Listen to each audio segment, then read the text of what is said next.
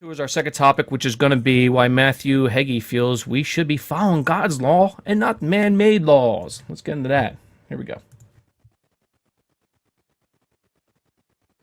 Wesley says, "It seems every time I feel myself moving closer to Christ, there is some researcher who provides a litany of reasons why Christianity is false. The most recent is Joseph Atwill, who claims that Christianity did not really begin as a religion, but as a sophisticated government project. He says it is a propaganda exercise to pacify members of the Roman Empire and has ancient confessions to back it up. Can you help me understand how to refute these claims?" That's very easy, Wesley. The Bible says, "Let God be true and every man a liar." If man says something that is contradictory to what God says, man is lying.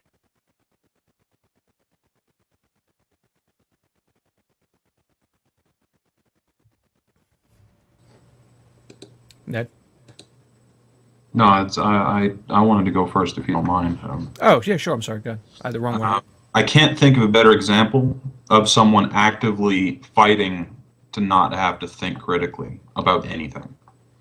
If God said it, it must be true. And that to the point that if anyone says anything that goes against that presupposition, then they're lying. Any proof, and I've been having this problem a lot lately in conversations with people and YouTube comments, that you can throw anything you want at them, any evidence, they tell you there's no transitional forms for proof of common descent. You show them all the transitional forms, they just ignore it. They just pretend like it's not there. Either I'm lying or the object, the fossil, is lying. And the definition of delusion is a persistent false psychotic belief regarding the self or persons or objects outside the self that is maintained despite indisputable evidence to the contrary. I'm not saying that theism is a delusion, but when it goes to this extreme, anything you experience that disputes your belief in a God gets discounted as a lie or inconsequential. I don't know what else to call it.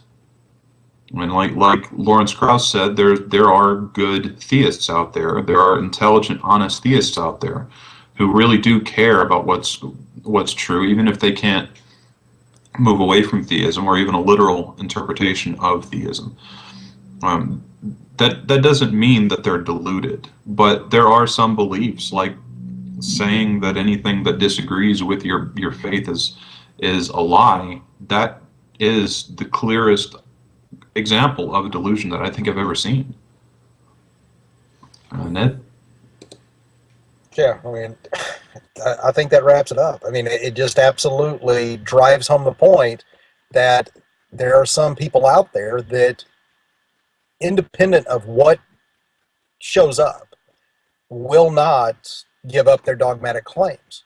I mean, instead of Hagee saying, you know what, that's a very interesting question, what I would like to do, because he has a huge audience, put it out there to his audience and go, audience, look, Atwell's main thesis of the book, I mean, there's a bunch of them, but his main thesis comes down to that religion's nothing more than a tool that controls the masses. So what I want you guys to do is I want you to go out there, find secular evidence that discredits all of the stuff in his book. Even his so-called eyewitness and, the testimony that he's got from all of these witnesses to his claims show that stuff is false. Demonstrate how this guy is lying to us. Oh no, we're not going to go down that road. Why? I have no idea. If you are so sure that what you're saying is the truth, is what you know absolutely 100% definitive, what do you have to lose to go down to have your people do that? To me, it demonstrates he really doesn't believe, at least the way he says he does. Because the second he sends all these people out here, he has at least a small chance of understanding that some of them are going to come back and go, damn, you know what? That is a good book. And you know what? It does make a lot of sense that if there was a tool developed to control the masses, it would look a hell of a lot like religion. So, I mean, I don't want to get too far into this because I can definitely ramble a long while on this, as you heard from the last time when I actually brought this topic up. Didn't even remember that Hagee had said that. It's up to you. You can keep on going if you want. We got a little time if you want to go a little bit into it. It's fun. Well, I mean, I don't want to get too far down the rabbit hole because I definitely can. Me and Mr. Hagee are, let's say, not on speaking terms, even though I've never met the man, because I definitely would not be a fan of his methodologies. It's the same old thing. It is do not question. You press the I believe button. My Bible says this, and I'm going to do it. And just like Matthew said, there are some very, very good people out there who happen to believe, who happen to wholeheartedly have what they feel are good reasons to believe. Those are the people that need to step up and lead the religious charge, if you will. Let those people come forward. Say, look, this is why I believe. Here's my evidence. Let's test this. I want to know if it's true. If that was religion, if that was how people acted, I would have no problem with it. But just like we've seen in the last two videos, it's not about that.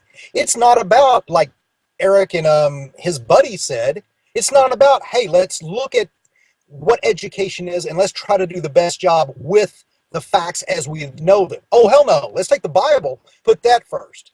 Then Hagee comes out and says, oh, even if you get contradictory evidence, we're not going to do that. We're not going to look at that evidence. We're going to pretend it's wrong because my God, my magic book tells me it's wrong.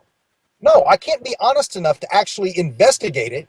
I'm just going to say, okay, that sounds good to me, and turn around and then walk off the edge of the cliff because gravity doesn't work anymore.